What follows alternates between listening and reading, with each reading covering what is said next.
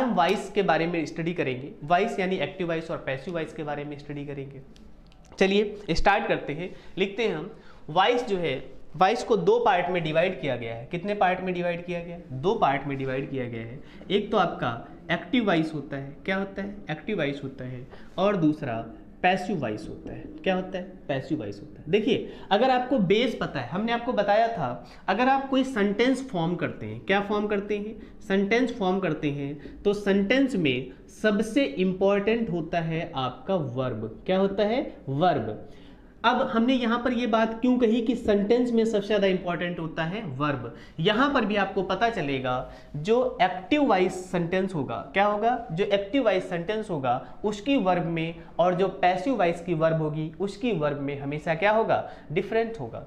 Active voice का जो sentence होगा उसकी वर्ब जो होगी वो टेंस के अकॉर्डिंग, किसके अकॉर्डिंग?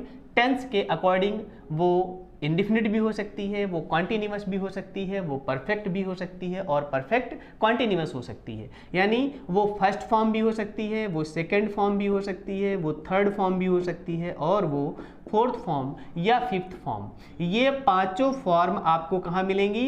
एक्टिव वॉइस में मिलेंगी। कहाँ मिलेंगी? एक्टिव वॉइस में मिलेंगी। लेकिन जब आप पैसिव वॉइस की बात करेंगे, किसकी बात करेंगे? पैसिव वॉइस की बात करेंगे, तो इसमें जो वर्ब होगी वो केवल और केवल हमेशा थर्ड फॉर्म में होगी। किस फॉर्म में होगी? थर्ड फॉर्म में होगी। तो ये एक इंपॉर्टेंट पॉइंट आपको याद रखना है। आगे जो भी हम वॉइस में काम करेंगे, क्या करेंगे? वॉइस पे जो भी हम रूल्स आपको बताएंगे, जो भी एग्जांपल देंगे, तो आपको याद रखना है कि एक्टिव वॉइस में आपकी वर्ब जो है वो फर्स्ट फॉर्म भी हो सकती है, सेकंड फॉर्म भी हो सकती है, थर्ड फॉर्म भी हो सकती है, फोर्थ फॉर्म भी हो सकती है, फिफ्थ फॉर्म भी हो सकती है। लेकिन पैसिव वॉइस में वो आपकी वर्ब जो होगी वो केवल और केवल थर्ड फॉर्म होगी। कौन सी फॉर्म होगी? केवल और केवल थर्ड फॉर्म होगी। अब ये first form, second form, third form, fourth form, fifth form क्या होता है? आप में से जो भी इसमें कंफ्यूज हो रहा है, इसका मतलब उसने पीछे वाला सेशन, वर्ब का सेशन नहीं पढ़ा हुआ है। उसमें बहुत अच्छे तरीके से आपको types of verbs, forms of verbs बताए गए हैं। उसमें हमने आपको बताया था कि first form of the verb क्या होती है, सेकेंड फॉर्म वर्ब क्या होती है, थर्ड फॉर्म क्या होती है, फोर्थ फॉर्म क्या होती है, और फिफ्थ फॉर्म क्या होती है। तो अगर आपको अभी तक वर्ब के फॉर्म्स नहीं पता है तो कृपा करके आप पीछे के कुछ सेशंस जिसमें वर्ब के बारे में बताया गया है ठीक से पढ़ लीजिएगा, तभी वॉइस समझ भी आएगी।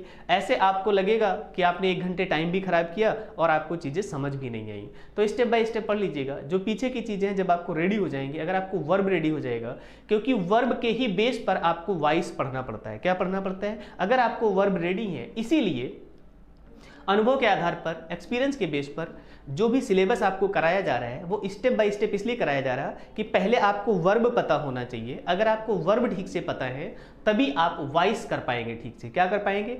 और जब वॉइस भी पढ़ लेंगे, वर्ब भी पढ़ लेंगे, तब आपको नरेशन कराया जाएगा। क्या कराया जाएगा? नरेशन कराया जाएगा। ये बात क्लियर होगी? ओके, तो आगे देखिएगा। तो ये बात समझ आ गई। अब जो वॉइस है इसमें एक एक्टिव वॉइस होता है, दूसरा पैसिव वॉइस होता है। क्या डिफरेंस होता है एक्टिव वॉइस और पैसिव वॉइस में? एक्टिव वॉइस में और पैसिव वॉइस में क्या डिफरेंस होता है? देखिएगा ध्यान से। जो एक्टिव वॉइस का सेंटेंस होता है, क्या होता है? जो एक्टिव वॉइस का सेंटेंस होता है उसमें सब्जेक्ट जो है, क्या है?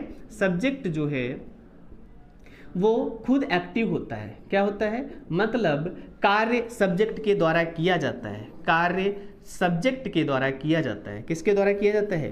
कार्य जो भी है वह सब्जेक्ट के द्वारा, किसके द्वारा? कार्य सब्जेक्ट के द्वारा एक्टिव होकर किया जाता है। कैसे किया जाता है? एक्टिव होकर किया जाता है।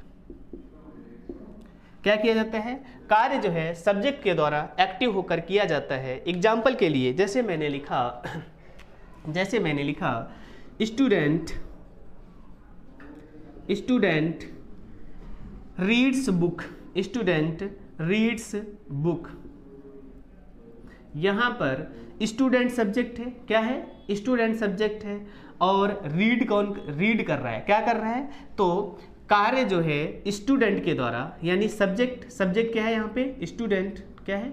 स्टूडेंट के द्वारा एक्टिवली किया जा रहा है। क्या किया जा रहा है? कार्य किसके द्वारा किया जा रहा है? स्टूडेंट के द्वारा किया जा रहा है। अगर इसी सेंटेंस की पैसिव वॉइस हम बनाएंगे, क्या बनाएंगे? पैसिव वॉइस बनाएंगे। क्या बनाएंगे? पैसिव वॉइस बनाएंगे अगर इसी सेंटेंस की, तो देखिएगा इसकी जो पैसिव वॉइस हो जाएगी, बुक क्या हो जाएगी, book is red by student, book is red by student, book is red by student क्या कहा जा रहा है। लेकिन इसमें जो सब्जेक्ट है, अब इस सेंटेंस का सब्जेक्ट जो बुक है, क्या है, बुक है, ये स्वयं काम नहीं कर रहा है, ये स्वयं काम नहीं कर रहा है, इस पर किसी के किए गए कार्य का प्रभाव पड़ रहा है। क्या पड़ रहा है, ये एक बार ध्यान से देखिएगा। स्टूडेंट स्वयं काम कर रहा है, क्या कर रहा है, स्टूडेंट स्वयं काम कर रहा है, और यहाँ पर जो काम है वो बुक स्वयं नहीं कर रही है, स्टूडेंट के द्वारा किए गए कार्य का प्रभाव बुक पे पड़ रहा है। Book is red by student, book student के द्वारा पढ़ी जा रही है, यहाँ पर स्टूडेंट एक्टिवली काम कर रहा है, यहाँ पर जो सब्जेक्ट है वो स्वयं काम नहीं कर रहा है, इसके ऊपर ऑब्जेक्ट के द्वारा किए गए कार्य का प्रभाव पड़ रहा है। क्या पड़ रहा है,